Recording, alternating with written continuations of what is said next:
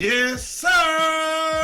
What's going on, everybody? It's your boy, Eazy, a.k.a. Fresh from the Barbershop, BK the People's Champ, coming to you live with another NBA update video, man. We're going to try to do these at least once a day. And, I've been doing a little stuff over the weekend, getting a lot of streaming in. If you don't follow me on Fluxer, Twitter, Instagram, Twitch, all of that good stuff, I'm always live streaming. I'm always doing other stuff, giving my opinions on everything when I'm not on here. So if you don't follow me on social media, check out all the social media down in the description, and check out my boy BRUTALSIM also, because he's always doing the same thing. If you follow him, you probably follow me because you probably follow the banter. Check out one of those shows. It's one of the greatest ones. Some of the greatest stuff out there, man. We got another one coming up tonight. We should be. But anyway, just right to it. Money on the flow.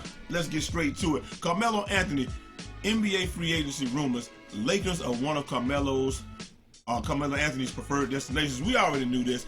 First of all, I don't think this is any more of a surprise to anybody than it is that he got amnestied or his contract got bought out or whatever happened. But it just says Carmelo could soon join LeBron James in Los Angeles. Now, we know that the preferred destinations at this point for anybody are probably Spurs, and you don't want to really go to the Spurs because we don't know what's going to happen to Kawhi. But normally it would probably be Spurs, the Golden State Warriors. They probably filled up all their positions now. Los Angeles Lakers because they're next, and then if you want to go to the East, you probably go to somewhere like Philadelphia, or you may want to go to the 76ers, Philadelphia 76ers or the Celtics. So those are probably all of the preferred destinations for everybody from what I can tell. And you're not going to any one of those, really. The only thing that you really have a hope, because right now Carmelo is probably just looking to try to see if he can get him a championship, and maybe he wants to try to counter what Boogie did, but that's not going to be enough. You can't even really counter what Boogie did just because of the fact that if he's healthy, I don't see a way that really anyone can beat the Golden State Warriors in a 7-game series. So a lot of this is a much ado about nothing. Like, obviously he's going to want to go there. He's already going to get all his money that he's going to get for this year. So obviously he's going to, he'll take the minimum, or he'll take the mid-level exception or the veterans minimum, whatever. He may even take the 1.5 veterans minimum, I think it is 1.53, or he may take that mid-level exception, and then, it'll essentially be kind of like when Michael Finley got amnesty back in the day.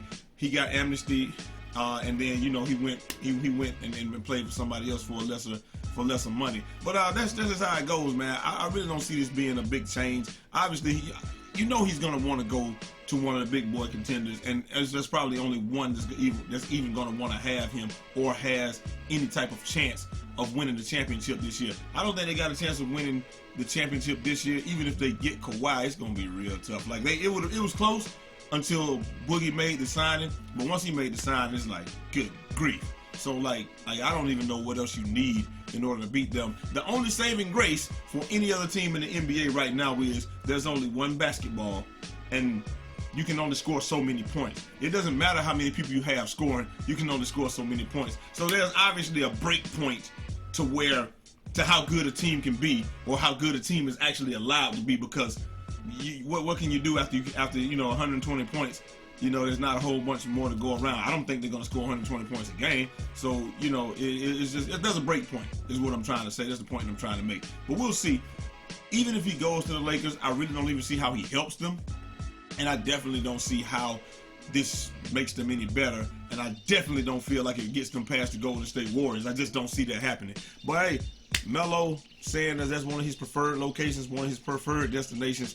I don't think there's anything new about that. I think we all knew it. I think we all knew that, just like we knew about the next story is DeMarcus Cousins says that the Golden State Warriors had the potential to be scary. What do you mean, the potential to be scary? That's already scary. You have one of the best point guards in the league, one of the best two-way two-guard, probably the best two-way two-guard in the league, unless you want to count Kawhi as a two. Sometimes he can play 2 or 3. So we'll just say the second best two-way two-guard in the league. You got definitely top 2 best small forwards in the league. I just can't think of another one right now, Kevin Durant. You got Draymond, and then, one of the best power forwards in the league as far as what he brings to this team. Draymond, a lot of people be like, well, Draymond is not the best.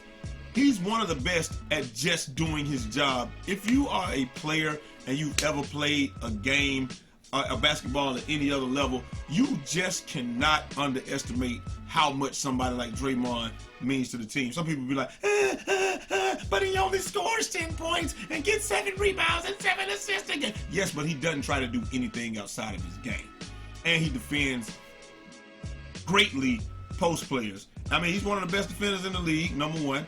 And he just does exactly what you want him to do. So I don't understand why people don't have more respect for Draymond. I was a Draymond type player, so I love Draymond. That's one of my favorite players in the league. But saying all that to say this, you know, Boogie said that they could be scary. They're already scary. There's nothing else about it. And you got probably the best center, arguably the best center in the league.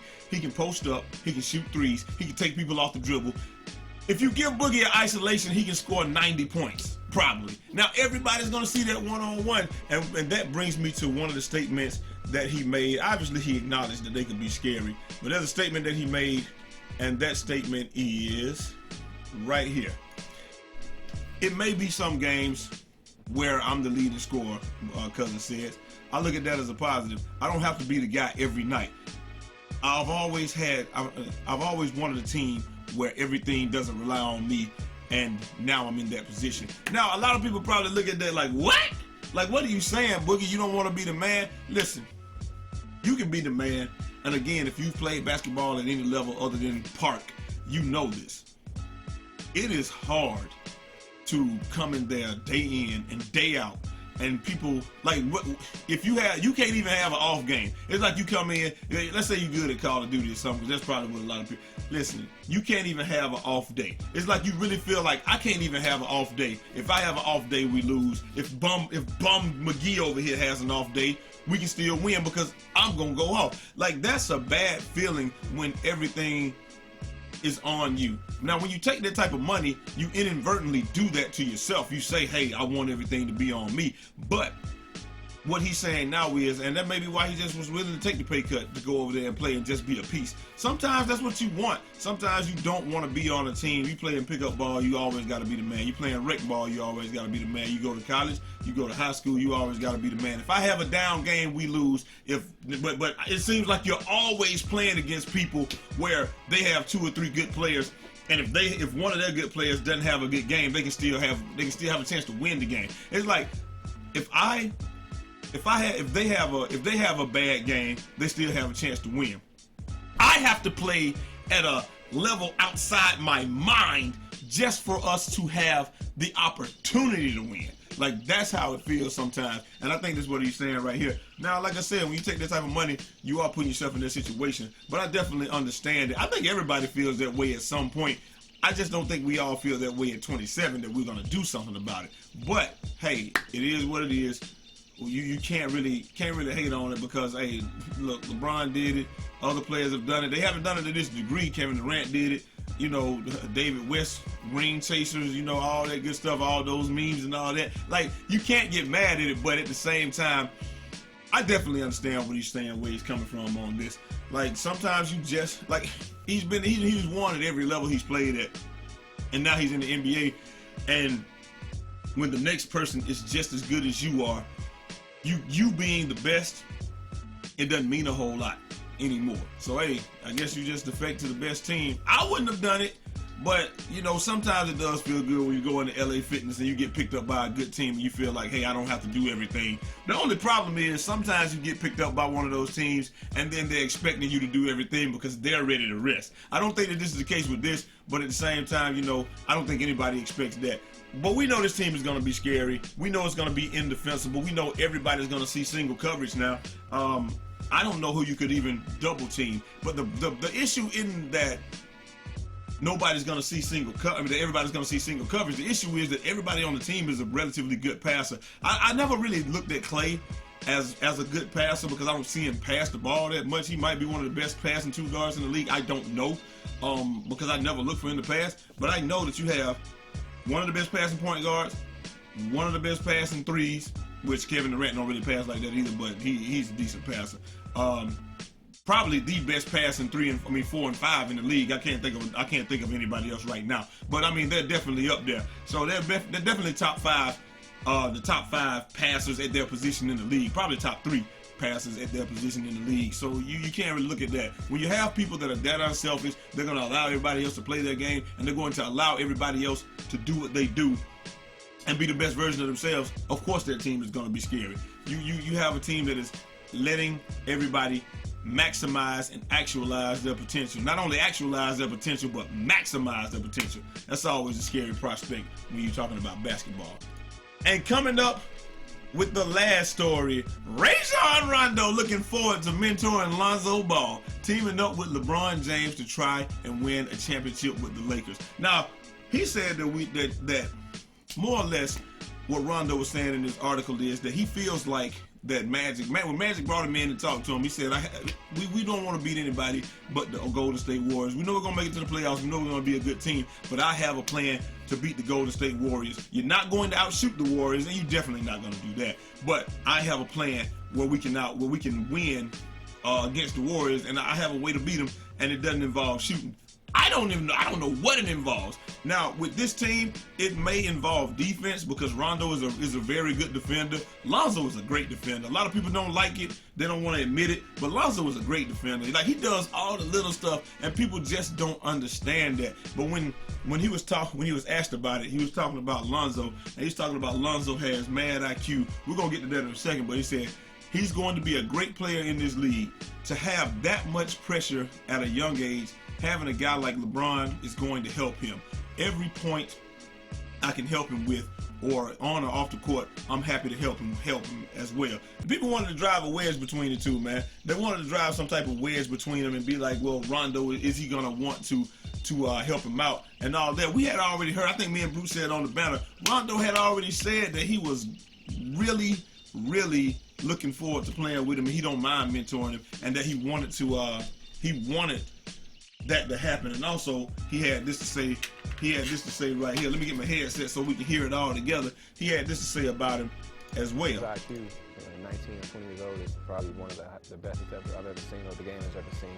I love his unselfish, the way he plays the game, and he wants the best for his teammates. And I think that's a lot of similarities that we have, and I look forward to teaching him as much as possible. And also, if he has some things that I can learn from as well, I'll definitely, be open to it. I don't have a mindset to where I'm the veteran guy and I can't learn from the young guy. So I'm looking forward to a great partnership and working with a great guy.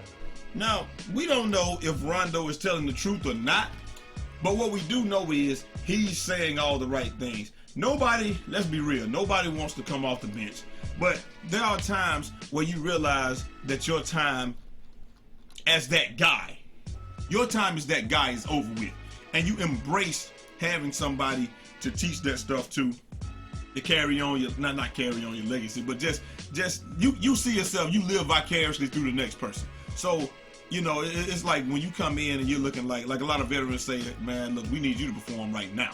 We don't need you to perform next year, Rook. We need you to perform right now. That's why, because they're trying to live vicariously through you. Come in, mentor people, and just say, like, a lot of people won't do that. But Rondo's like, listen, to me just thinking and looking at this, if you are Lonzo Ball, you couldn't have, for the type of game that Lonzo plays, you couldn't have two better mentors than LeBron James and Rajon Rondo. I don't think you could. Just because of the fact that they play the game very nearly the way that Lonzo plays. Minimal jump shots, not ball dominant, but getting everybody involved. And then, I guess you would say ball dominant also, because like I said, Rondo's going to get the assist or he's going to get the bucket. One of the two. Minimal jump shots. And he just plays the game and plays good defense. He plays the game in a way where he controls everything. And like I said, if you want somebody to teach Lonzo how to do that, then you couldn't ask for a better person than Rajon Rondo. I think that if Lonzo's willing to learn, I'm pretty sure he is. He said he has some of the best basketball IQ of anybody he's ever seen, especially at that age. If he's willing to learn, the biggest thing I think that Lonzo could learn from Rajon Rondo would be how to control and how to direct and control all these egos, because he was able to do it as a rookie. I think he was a rookie when they won the championship with the Celtics, and the personalities he had to keep in check, or he had to deal with KG, one of the biggest personalities in the league, Paul Pierce, and Ray Allen. Ray Allen didn't have a huge personality, but we know KG and Paul Pierce had personality. And Ray Allen, I mean, he couldn't have wanted to not get the basketball or whatever. So you're dealing with 3 people that feel like they're open on every play and they should get the ball every play. And he was able to navigate that and come out with a championship. And it was great. I mean, he became one of the best point guards in the league at that point in time. So not as far as scoring, but I mean, triple doubles and everything. He's still getting triple doubles with KG, Ray Allen, and Paul Pierce on his team. You're still doing that, you're doing something. And you a rookie or second-year player. I want to say he was a rookie, but somebody tell me in the comments that you're doing something. And so that means that he has no shortage of knowledge to give to Lonzo, and thus he's going to be learning from one of the best and the best. So, you know, we'll get to see that. But anyway, you guys let me know what you think down in the comments. Do you think this is going to be a union that's going to work out? Is Boogie just talking out of his neck because he's talking about we're going to be scary? Dude, you're going to win the championship unless something crazy happens. And then, and what about Melo? We know he wants to go to the Lakers, but are they going to pick him up? We'll figure that out, man. But we got the banner coming up tonight. Like I said, all social media down in the description. Y'all check that out. Follow me on Fluxy if you don't already. I play video games over there. It's just a little app. You download the app, and then when I go live, it'll say Eazy is live. Boom. We'll be talking about a lot of basketball. The basketball talk don't stop. Football talk don't stop. None of that stuff stops, man. We're going to keep on rolling. We're going to be doing a lot of 2K and all of that. But I'm out of here, man. Until next time. It's your boy Eazy, a.k.a. Fresh from the Barbershop, BK the People's Champ. Holla! And also, hit that subscribe if you hadn't subscribed already, and hit the little bell so that you can be notified anytime that I go live or upload a video. Big 6 out this month.